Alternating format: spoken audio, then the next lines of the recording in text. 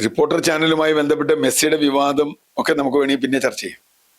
പക്ഷേ റിപ്പോർട്ടർ ചാനലിലേക്ക് അഗസ്റ്റിൻ സഹോദരന്മാർ വരുന്നതിന് മുമ്പ് തന്നെയാണ് മുട്ടിൽ മരമുറി കേസ് ഉണ്ടായത്.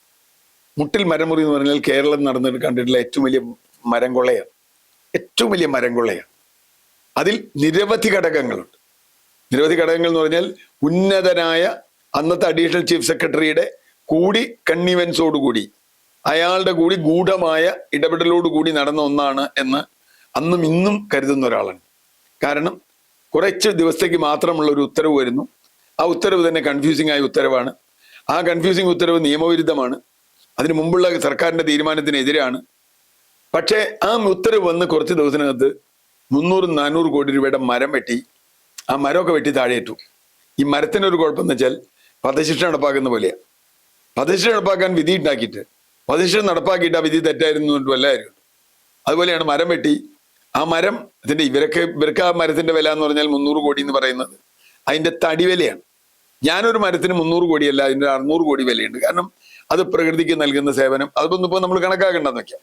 ഒരു 10 കൊല്ലം അവിടെ നിന്നാൽ അത് ഉണ്ടാക്കുന്ന ഓക്സിജന്റെ വില എത്രയാണ് എന്ന് മാത്രം ആലോചിച്ചാൽ നമുക്ക് കാര്യം മനസ്സിലാവും. അത് ഭൂമിയിലേക്ക് കൊടുക്കുന്ന വെള്ളത്തിന്റെ വില എത്രയാണെന്നൊക്കെ. ഏതായാലും മരം വെട്ടി.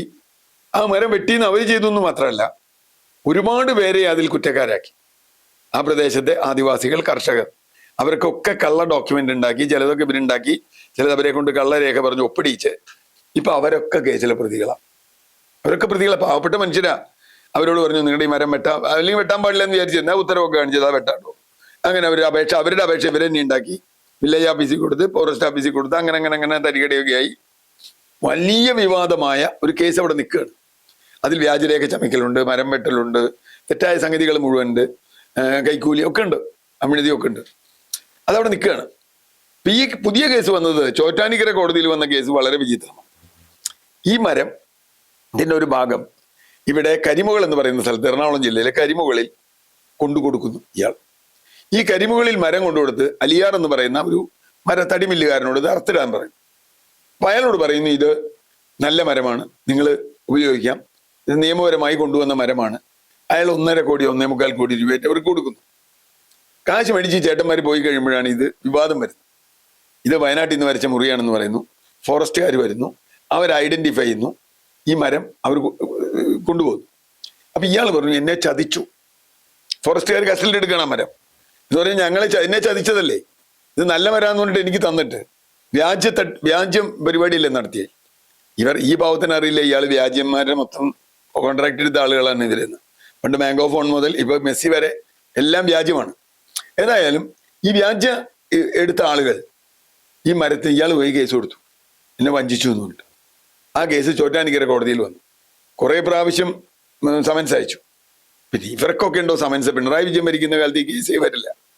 ആര് സമൻസൊക്കെ പോയി പണി നോക്ക് എന്ന് പറഞ്ഞാൽ രാവിലെ വന്നിട്ട് പിണറായി വിജയൻ ജയിക്കും, പിണറായി വിജയൻ മഹാനാണ്, ലോക ദൈവമാണ്, കമ്മ്യൂണിസത്തിന്റെ ആചാര്യനാണ്, അടുത്ത തെരഞ്ഞെടുപ്പിൽ എന്തു വന്നാലും LDF ജയിക്കും, LDF എങ്ങനെ തോൽക്കാനാണ് എന്നൊക്കെ പറഞ്ഞ് പിണറായി വിജയനെയും പാർട്ടിയെയും സുഖിപ്പിച്ച് എല്ലാ തട്ടിപ്പുകളും നടത്തി. അതിനിടയിലാണ് മെസ്സി നടന്നത്. ഇവർ രക്ഷപ്പെട്ട് നിൽക്കുകയായിരുന്നു. ഇപ്പം എന്ത് പറ്റി? ചോറ്റാനിക്കര കോടതിയിൽ കേസ് വന്നു. അവസാനം ഈ ചേട്ടന്മാർക്ക് അവിടെ വരേണ്ടി വന്ന് അയ്യോ ഞങ്ങള് വാറണ്ടായി വന്നു കഴിഞ്ഞപ്പോൾ അവർ പറഞ്ഞു കുറ്റപത്രം വായിച്ച് കേൾപ്പിക്കാൻ പോകും. അയ്യോ കുറ്റപത്രം വായിച്ച് കേൾപ്പിക്കരുത്, ഞങ്ങൾക്ക് സമയം വേണം. ഇനി എന്ത് സമയമാണ്? അന്വേഷണം കഴിഞ്ഞ് കുറ്റപത്രമായി. അത്ര ഗംഭീരമായ കോംപ്ലിക്കേറ്റഡ് കേസൊന്നുമില്ല.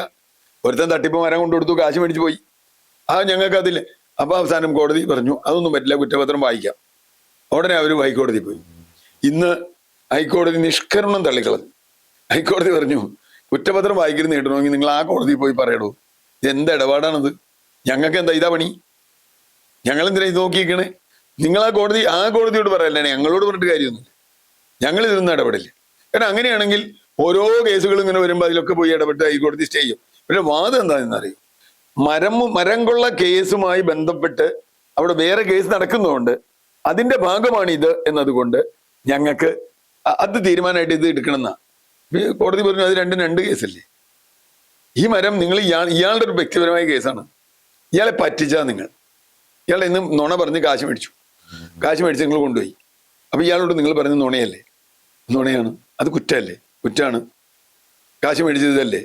അങ്ങനെ വന്നാൽ അതിനെന്തൊക്കെ ശിക്ഷയുണ്ടെന്ന് എനിക്കറിയില്ല. അതിപ്പോൾ അതിൻ്റെ വകുപ്പുകൾ മുഴുവൻ നമ്മൾ നോക്കിക്കഴിഞ്ഞാൽ ആ കേസ് നാളെ അല്ലെങ്കിൽ അടുത്ത ദിവസം കുറ്റപത്രം വായിക്കും. കുറ്റപത്രം വായിച്ചാൽ പിന്നെ വിചാരണയാണ്.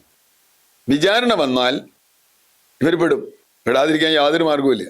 ഇവ ഏത് വലിയ വക്കീലിനെ വെച്ചാലും, കാരണം കേസ് വളരെ ലളിതമായ കേസാണ്. തടി ഇവരെ കൊണ്ടുകൊടുത്തെന്നുള്ള ഉറപ്പാണ്, കാശ് ഇവർക്കാ കൊടുത്തെന്നുള്ള ഉറപ്പാണ്, ഇവരുടെ തടിയാന്ന് പറഞ്ഞ ഉറപ്പാണ്, ഇവരുടെ തടി കള്ളത്തടിയാണെന്നുള്ളത് ഇപ്പോഴും ഉറപ്പാണ്. പിന്നെന്താ പ്രശ്നം? ഇവർ ശിക്ഷിക്കപ്പെടും. വലിയ ശിക്ഷ ഉണ്ടാവുമെന്ന് എനിക്കറിയില്ല. എന്തായാലും അങ്ങനെ ശിക്ഷിക്കപ്പെടുന്ന ഒരു കേസിൽ ഇപ്പോൾ അതിൻ്റെ മേൽ ഒരു എന്താ പറയുക, അതിൻ്റെ മേൽ ഒരാണി കൂടി അടിച്ച് അത് ഉറപ്പിച്ചിരിക്കുകയാണ് ഇപ്പോൾ ഹൈക്കോടതി ചെയ്തിരിക്കുന്നത്.